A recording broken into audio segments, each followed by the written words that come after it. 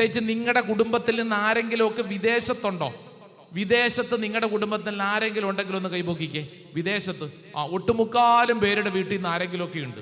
വിദേശത്ത് ശുശ്രൂഷ ചെയ്യുന്നവരുണ്ടാവും. നിങ്ങൾ ഇവിടെ ഇരിക്കുന്നതിൽ കൂടുതലും പേര് ഈ വിദേശത്തുള്ളവരെ കുറിച്ച് ഭാരപ്പെടുന്നവരുണ്ട്. അവർക്ക് അവിടെ PR കിട്ടിയില്ല, അവർക്ക് അവിടെ യൂണിവേഴ്സിറ്റി പേപ്പർ പ്രസൻറ്റേഷൻ ശരിയായില്ല, ഒരു പാർട്ട് ടൈം ജോലി പോലും കിട്ടിയില്ല, അവർക്കവിടെ വീട് ശരിയായിട്ടില്ല, അവർക്കവിടെ പള്ളിയിൽ പോകാൻ പറ്റുന്നില്ല, അവിടുത്തെ ക്ലൈമറ്റ് ശരിയല്ല, അവിടുത്തെ ജീവിതം ശരിയല്ല, അവിടുത്തെ കുടുംബ ജീവിതം ശരിയല്ല, അവരവിടെ ഒറ്റയ്ക്ക് ജീവിക്കുന്നു, അവർക്ക് കൂട്ടുകെട്ടില്ല, അല്ലേ? അവരുടെ സർട്ടിഫിക്കറ്റ് ശരിയായിട്ടില്ല, ഇന്ന പരീക്ഷ പാസ്സായിട്ടില്ല, അവർക്ക് ജോലി ചെയ്തിട്ട് ശമ്പളം കിട്ടുന്നില്ല, ഇങ്ങനെ തുടങ്ങി 100,000 പ്രാരാബ്ധങ്ങളുണ്ട്. നമുക്ക് എന്ത് ചെയ്യാൻ പറ്റും? പ്രാർത്ഥിക്കാൻ പറ്റും. ഈ ശുശ്രൂഷയിൽ പങ്കെടുക്കുന്ന ദൂരങ്ങളിലുള്ളവർ എന്ത് ചെയ്യണമെന്നറിയോ?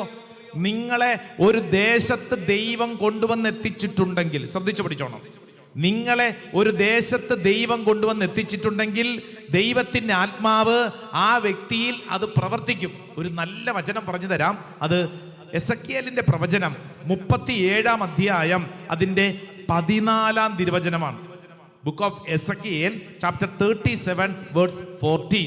പ്രത്യേകിച്ച് വിവിധ ദേശങ്ങളിൽ ഒറ്റപ്പെട്ട് കഴിയുകയോ ഭാരപ്പെട്ട് കഴിയുകയോ ഇവിടെ നിന്ന് തിരിച്ചു പോരേണ്ടി വരുമോ എന്ന് ഭാരപ്പെടുന്ന, ഇനി എങ്ങനെ ഈ ദേശത്ത് ജീവിക്കുമെന്ന് സങ്കടപ്പെടുന്ന ഒത്തിരി പേരുണ്ട്.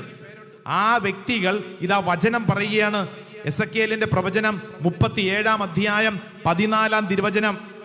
എന്റെ ആത്മാവിനെ ഞാൻ നിങ്ങളിൽ നിവേശിപ്പിക്കും. ഞാൻ നിങ്ങളിൽ നിവേശിപ്പിക്കും. നിങ്ങൾ ജീവിക്കും. നിങ്ങൾ ജീവിക്കും. ഞാൻ നിങ്ങളെ നിങ്ങളുടെ സ്വന്തം ദേശത്ത് വസിപ്പിക്കും. ശ്രദ്ധിച്ചേ, നിങ്ങൾക്കൊരു ദേശത്ത് ഒരു ജോലിയും കുടുംബവും ജീവിത വഴികളും ഒരുക്കി കഴിഞ്ഞാൽ ആ ദേശത്ത് ജീവിക്കാനുള്ളത് ദൈവം ഒരുക്കുന്നു. ഇത് നീ വിശ്വസിക്കണം. അല്ലാതെ രാവിലെ തൊട്ട് പരാതിപ്പെട്ടുകൊണ്ടിരുന്നിട്ട് എന്ത് കാര്യം?